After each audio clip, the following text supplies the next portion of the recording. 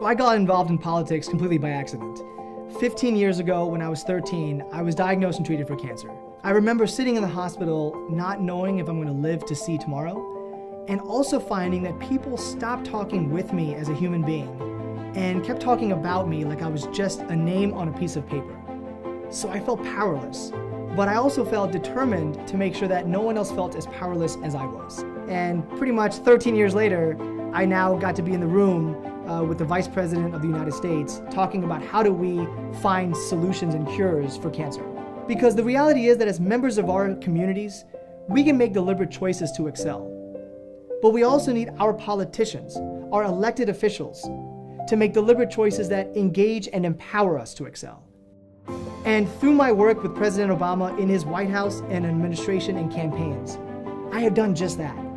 I've helped engage and empower communities here in Montgomery County for the last 10 years. I ran efforts to increase the diversity of our government, to get more families here in Montgomery County access to affordable housing and affordable health care. In March, I took a break from the campaign and trained middle and high school students to effectively lobby our state legislators in support of banning bump stocks and keeping guns out of the hands of domestic abusers.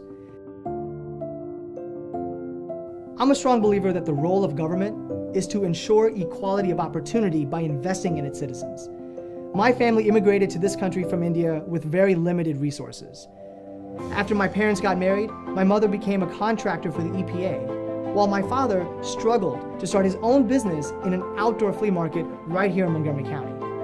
And I'm proud to say that today, because of the investments that were made by the federal, the state, and the local Montgomery County government, my parents are successful small business owners.